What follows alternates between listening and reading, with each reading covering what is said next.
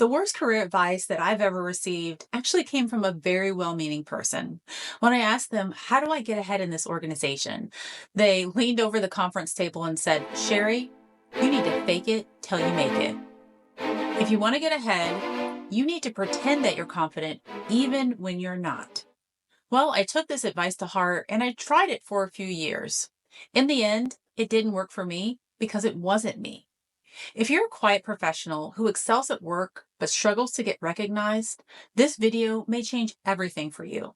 And that's because the traditional way that we are told how to achieve success is for a very specific type of person. In this video, I'm going to share 3 leadership myths that are keeping brilliant professionals invisible and how authentic influence comes when we stop trying to be someone that we're not. Let me tell you about Sarah.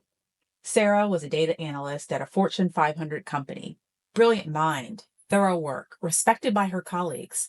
But when promotion time came, it was always someone else, usually someone louder, more performative, who got the role. Her manager's feedback: you need more executive presence, be more assertive in meetings, and speak up faster. So Sarah tried. She forced herself to jump into conversations before she'd fully processed her thoughts. She adopted what she thought was a confident body language that felt completely unnatural. She started networking events that left her exhausted. After a while, it led Sarah to believe that this career path wasn't for her. Sound familiar? Here's what no one told Sarah or me a few years ago. The leadership advice for thoughtful professionals or quiet introverts is completely different than what dominates our culture. And it's because what we hear is for a very specific type of person, the extroverted, quick thinking, charismatic leader who commands attention naturally and effortlessly. When we try to pretend that we are that persona, it doesn't feel right because at our core, it is not who we are. However, that does not mean that we cannot still rise to authentic influence just by being ourselves.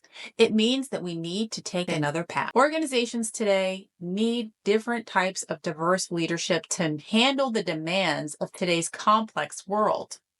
We need leaders who think before they speak, who can listen thoughtfully before they respond, and through consistency, build trust rather than relying on charisma alone. So let's get into these myths. Myth number 1, leadership requires immediate responses. We live in a culture that celebrates the quick comeback, the instant solution, the person who always has the answer. But some of the best decisions I've witnessed in my 20 plus years in HR came from leaders who said, let me think about that and get back to you. Your need to process information thoroughly isn't a weakness. It's exactly what prevents costly mistakes and leads to more sustainable solutions. Myth number 2, visibility means volume. We're told to speak up more, as if the quality of our contributions is measured by their frequency. But I've been in countless meetings where the person who spoke the least had the most impact, where one thoughtful question changed the entire direction of the conversation. Strategic visibility is not about being louder. It's about understanding when and how your voice adds the most value. Myth number 3, networking is about working the room. Traditional networking advice feels performative because it is performative. Work the room, have your elevator pitch ready, follow up aggressively. But the most successful professionals I know build their networks through genuine relationships, not transactional exchanges. They become known for their expertise, their reliability, and their ability to see what others have missed. So there you have it. 3 myths that are keeping brilliant professionals invisible. What will you do today to bust these myths? Myth number 1, leadership requires immediate responses. Myth number 2, visibility speaks volumes. Myth number 3, networking is all about work in the room. So what happened to Sarah, you may ask? She stopped trying to fake her way to leadership and started positioning her authentic strengths strategically. She became known as the person who asked the questions everyone was thinking but was afraid to ask, who provided analysis that prevented costly mistakes, who could be trusted with sensitive information because she thought before she spoke. When Sarah finally got her promotion, it wasn't because she turned into an extrovert. It was because she became recognized for the leadership she had all along. So, what does this mean for you? You don't have to be someone that you're not. Identify how your natural strengths are valuable to your organization. If you're naturally reflective, become known for someone who prevents rushed decisions.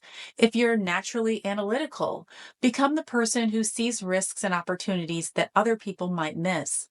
If you're naturally collaborative, become known for building consensus and trust. Your authentic leadership style isn't a limitation to overcome, it's a competitive advantage to position strategically. I want to hear from you. In the comments below, share the worst leadership advice that you've ever received. Use the hashtag authentic leadership myths so we can find our stories. And if this message resonated with you and you're ready to stop performing and start leading authentically, subscribe because we're just getting started. Next time, I'll be sharing a story about how I was called difficult at work, and it was the best thing that happened in my career. Until then, the world doesn't need another version of someone else's leadership. What it needs is the first version of yours.